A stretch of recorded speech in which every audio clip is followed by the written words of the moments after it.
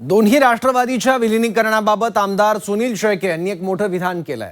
सुनेत्रा पवारांच्या नेतृत्वात दोन्ही राष्ट्रवादी एकत्र आल्या तर आम्हाला आनंदच आहे, असं विधान सुनील शेळके यांनी केलंय। त्यामुळे पुन्हा एकदा राष्ट्रवादीच्या विलीनीकरणाच्या चर्चा रंगू लागल्यात।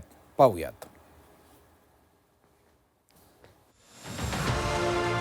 मागील काही दिवसांपासून राष्ट्रवादी विलीनीकरणाच्या चर्चांना फुलस्टॉप लागला होता, मात्र पुन्हा एकदा विलीनीकरणाच्या चर्चांना हवा मिळाली आहे। सुनेत्रा पवारांच्या नेतृत्वात दोन्ही राष्ट्रवादी एकत्र आल्या तर आम्हाला आनंदच होईल, असं विधान राष्ट्रवादीचे आमदार सुनील शेळके यांनी केलं। दोन्ही राष्ट्रवादीने एकत्र यायला हवं, यासाठी दोन्ही राष्ट्रवादीमधले नेते आग्रही आहेत। दादांच्या राष्ट्रवादीतील काही नेत्यांची विलीनीकरणाला ना असली तरी अनेक नेते मात्र सकारात्मक दिसतात।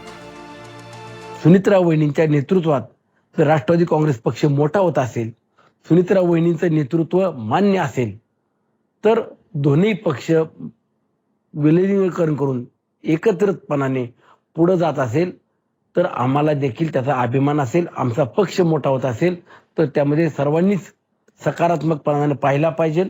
आगामी काळामध्ये सुनेत्रा वहिनींचं नेतृत्व ज्यांना मान्य नसेल ते राष्ट्रवादी काँग्रेस पक्ष सोडून इतर पक्षामध्ये जातील, असं देखील माझं मत आहे।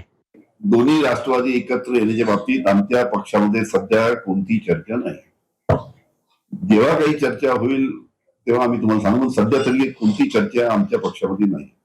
बाकी जे प्रमुख मंडळी आहेत त्यांनी त्यांचे जे आमदार आहेत त्यांनी जे वक्तव्य केलं ते त्यांचं वैयक्तिक वक्तव्य आहे, पण आमच्या पक्षामध्ये याच्या बाबतीत कुठेही काही चर्चा नाही। अजित पवारांच्या निधनानंतर दोन्ही राष्ट्रवादी एकत्र येणार अशा चर्चा राजकीय वर्तुळात सुरू झाल्या होत्या। दादा हयात असताना अनेकदा विलीनीकरणावर चर्चा झाल्या होत्या, तारीखही ठरली होती, असा दावा पवारांच्या राष्ट्रवादीच्या नेत्यांकडून करण्यात आला। मात्र दादांच्या राष्ट्रवादीतील काही नेत्यांच्या भूमिकेमुळे या चर्चा पुन्हा थांबल्या होत्या। मात्र आता शेळकेंनी केलेल्या विधानानंतर पुन्हा एकदा विलीनीकरणाच्या चर्चा सुरू झाल्या आहेत। त्यांचा निर्णय त्यांनी घ्यावा, काय एकत्र यायचं नाही यायचं त्याबद्दलचा निर्णय त्यांनी घ्यायचा आहे। तसं सध्या तिकडे पण कॉम्पिटिशन सुरू आहे। काही कालावधीनंतर तुमच्यामध्ये जसं कोण जिंकणार आहे हे कळतं, तसं त्यांच्यामध्ये देखील कोण जिंकणार आहे आम्हाला कळेल। खरं तर अजितदादा गेल्यानंतर या बाबतीमध्ये मी चर्चा करणं योग्य नाही। राष्ट्रवादी काँग्रेस पार्टीचा हा वैयक्तिक प्रश्न आहे, कोणी कोणाबरोबर जावं कोणी कोणाबरोबर जाऊ नये। आणि याच्यामध्ये मी अनेक वेळा असं सांगितलंय की अजितदादांच्या पश्चात सुनेत्रा वहिनी राष्ट्रवादी काँग्रेस पार्टी त्यांचा वारसा म्हणून सक्षमपणानं पुढे घेऊन जाऊ शकतात। विलीनीकरणाची प्रक्रिया लांबणीवर पडणार असल्याचं संजय शिरसाट यांनी म्हटलं। दोन्ही राष्ट्रवादीमधल्या नेत्यांची मतं वेगवेगळी असल्याचंही शिरसाट म्हणाले आहेत। त्यामुळे विलीनीकरणाचा मुद्दा सध्या तरी मार्गी लागणार नसल्याचं शिरसाटांचं म्हणणं आहे।